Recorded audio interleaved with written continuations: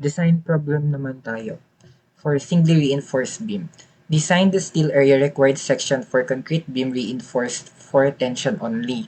The beam carrying a total factored uniform load of 18 kN per meter is continuous across the spans of 4.5 meter each and rests upon each support. Use compressive strength of 27.5 and yield stress of 415 MPa and 20 mm diameter main reinforcement. So, sa design siya, ang unang step natin is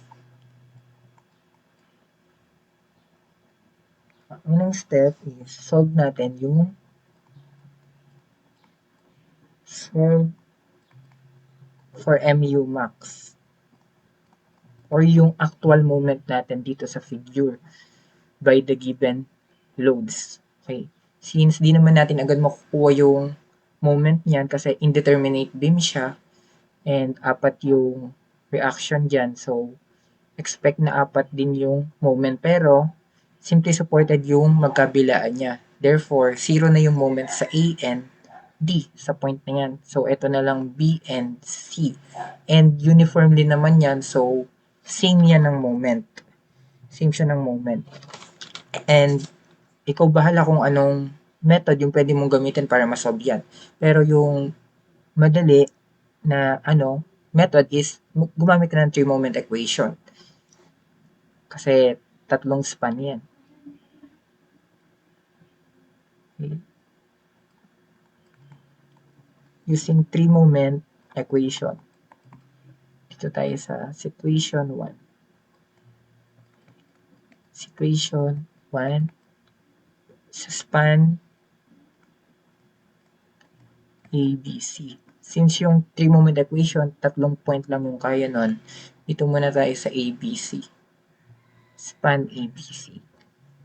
So, MA times L1, which is 4.5, plus 2MB,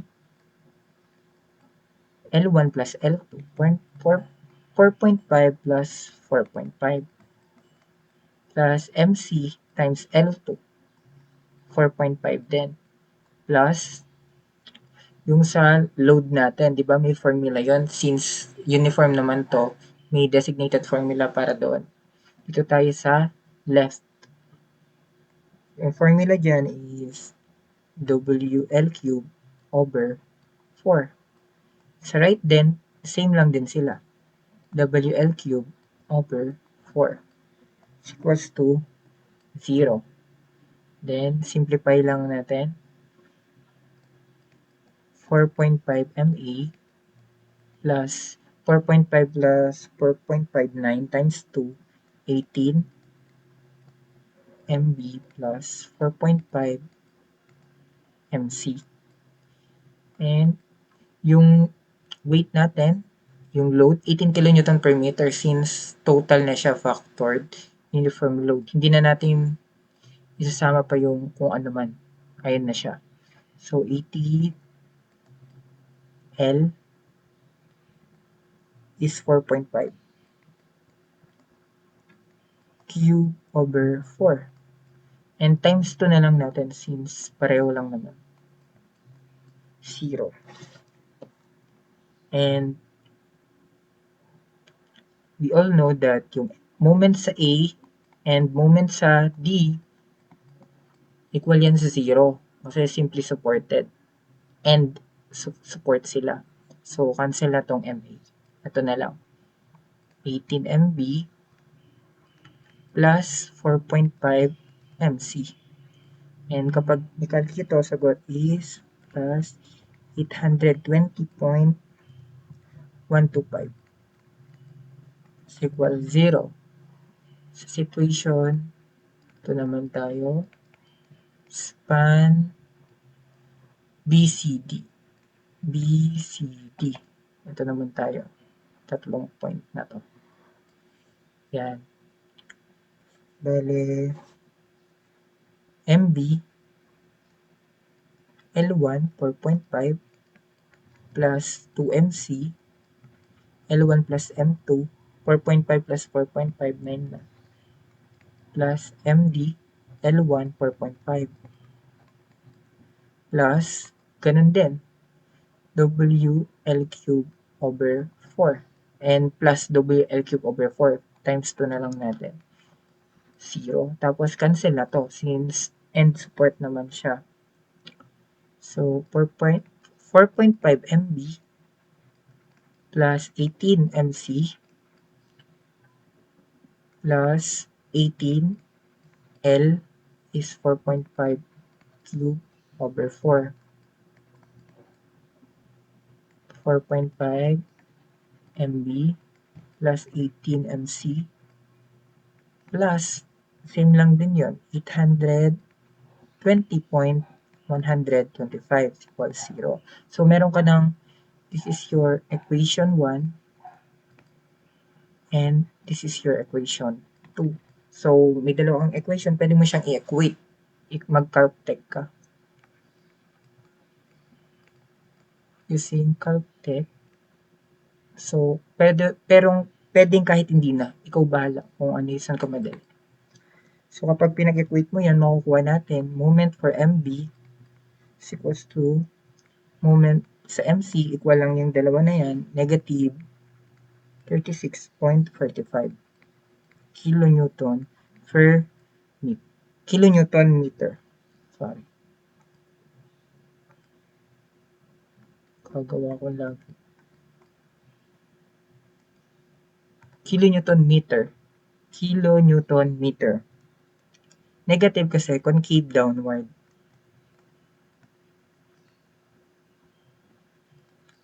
Yan, meron ka ng MU max. MU max mo is 36.45 kilonewton meter. And next step mo na yan is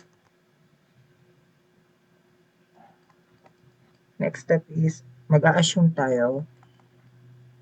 Assume rho is equals to 0.60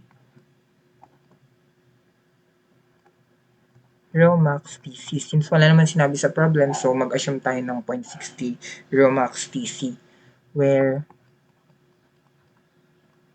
rho max TC, i-design natin siya into transition control. Transition control is equals to the 0.85 Fc beta 1 over Fy times 3 over 8. So kapag nagde-design tayo, lagi natin ginagamit yung 3 over 8. Yung 3 over 7 sa investigation yun. So gawin na natin. Rho is equals to 0.60 times yung rho max TC natin na 0.85. Fc natin, ano yung Fc? 27.5 and beta 1 natin is 0.85 kasi yung Fc natin is less than siya sa 28 MPa over Fy. Fy is 415 times 3 over 8. Yung rho mo nun is 0.01077. Mas maganda kung i-store nyo na lang yung value, pero for the sake of ganito discussion, ito 1, 2, 3, 4, 5. And kapag mag-aano kayo, dapat 5 decimal para mas malapit. And pag naano ka na, mag-establish ka na ng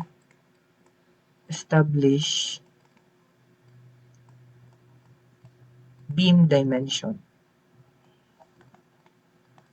Mag-establish ka na. So, paano ka mag-establish nun? Gamitin mo yung MU is equals to the reduction factor rho Fy BD squared multiplied by 1 minus rho Fy over 1.7 F prime C. Yan. Diba yung MU, nasolve natin to. Mayroon tayong MU max. Yan, ay yung gagamitin natin. So, dito na tayo. 36.45. 36.45 times 10 raised to 6. Para i-convert natin siya into Newton and mm. Para uniform. And since transition control, yung reduction factor natin is 0.9. Okay? Times the rho. Yung rho na na-solve natin. 0.01077, Fy na 415, B, may sulat muna natin na BD squared, and 1 minus rho, 0.01077, Fy 415 over 1.7 times 27.5. Yan. And, ayun na. BD squared mo nun is equals to BD squared 1001920.42. Yan. Ayan. Ikaw na yung bahala dito kung ano yung gusto mong itry for the width ng beam mo. Pero try natin yung minimum. Try B is equals to 200 mm, yung minimum. Minimum ng width ng beam. So, kung 200 yan, D is equals to square root of 100,192.04.42 over 200. 200. Ang makukuha mo nun is 223.821 or i-ano na natin siya, approximately 250 mm plus 50 for structural cover. So, 300 mm. Lagi tayo nag-a-add dito para makuha yung total depth. To get total depth, lagi nag-a-add 50. Okay. Therefore, try 200 yung width by 300 yung total depth cross-section ng beam. So, meron ka ng cross-section. So, yung next step mo nun, next step is compute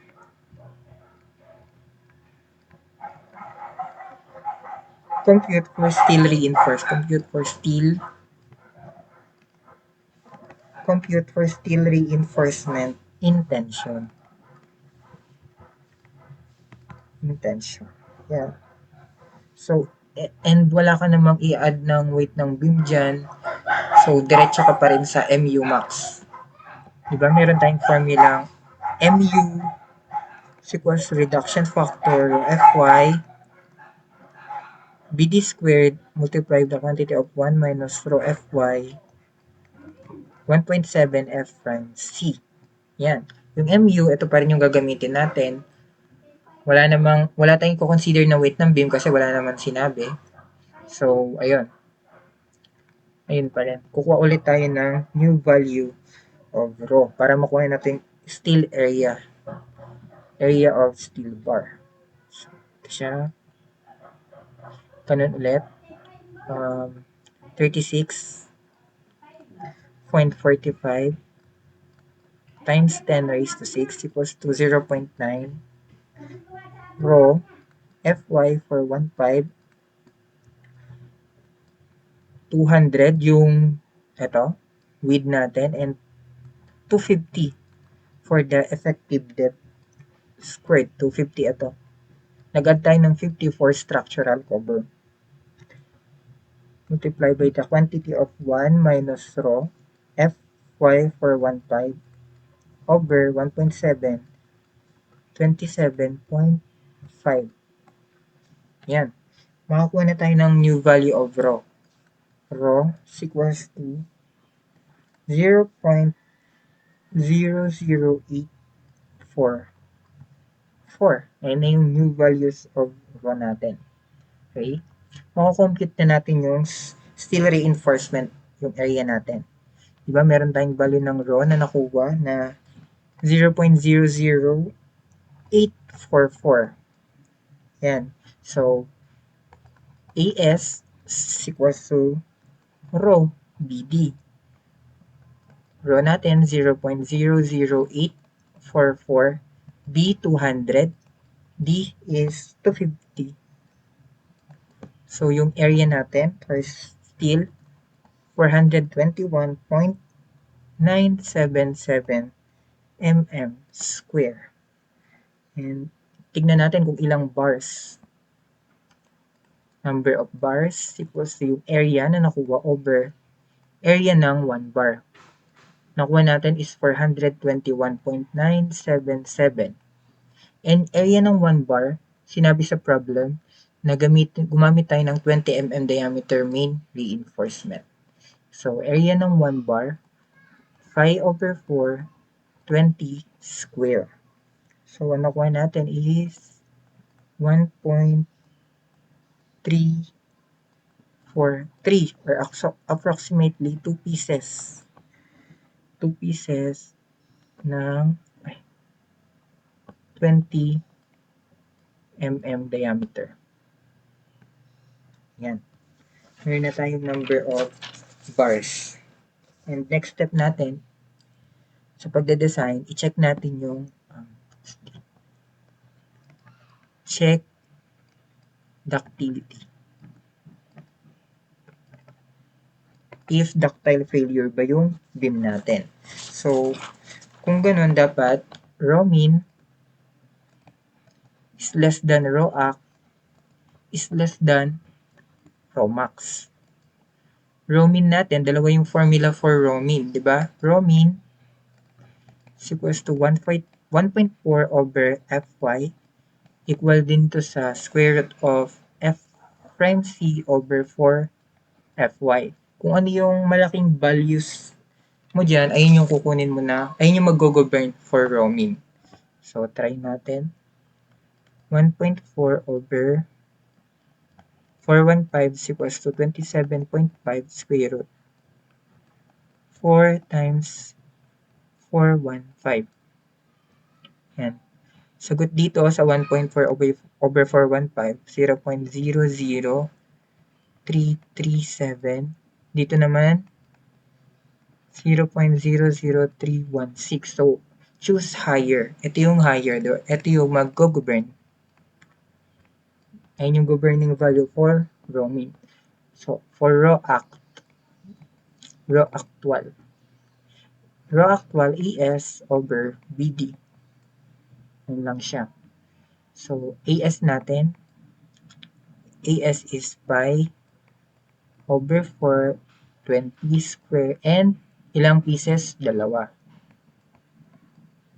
Over B, 200 times 250 for the effective depth.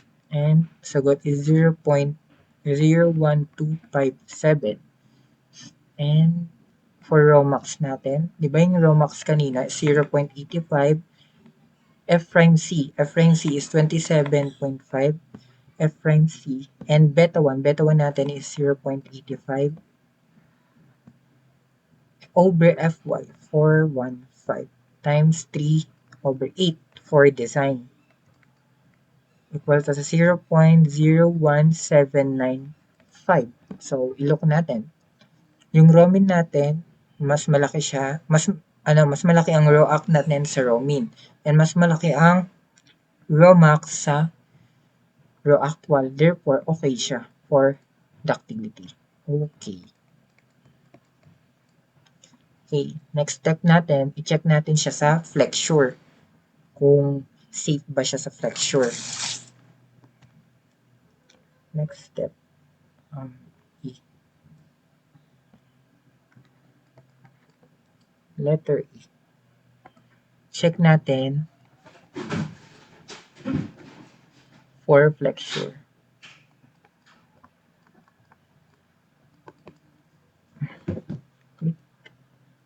Check natin for flexure. Diba, dapat ang MU capacity dapat greater than or less than sa MU max natin. Ayun yung safe siya in flexure kapag ganyan. Okay. Solve muna natin yung MU capacity. MU capacity is equals to the rho, ganun pa rin, rho, reduction factor, rho Fy, BD squared, multiplied by the quantity of rho Fy over 1.7 F prime C. Yan. Reduction factor, 0.9 pa rin kasi dinedesign natin siya sa transition control. Raw natin, gagamitin nating raw dito, yung raw actual na. Ito. 0.01257. 0.01257. FY 415. B 200. 250 for the effective depth square quantity of 1 minus raw. Yung raw act 1 natin, 0.01257 times FY 415 over 1.727.5. Yan. Since naka-MPa yan, convert natin into kilonewton meter, 1,000 square. MU capacity mo nun is 52.13775 kilonewton meter. And tingnan natin yung MU max natin. Na-solve natin na MU max is 36.45. So, mas malaki yung MU capacity sa 36.45. Yan, mas malaki siya kumpara sa MU max. Therefore, safe siya in flexure. Then, conclusion na tayo. Therefore, adapt 200 by 300 mm beam section. Reinforce with 2, kasi 2 pieces yung nakuha natin, 2 pieces, 20 mm diameter at bottom reinforcement. So, ayun. Ganyan ang pagde-design ng beam.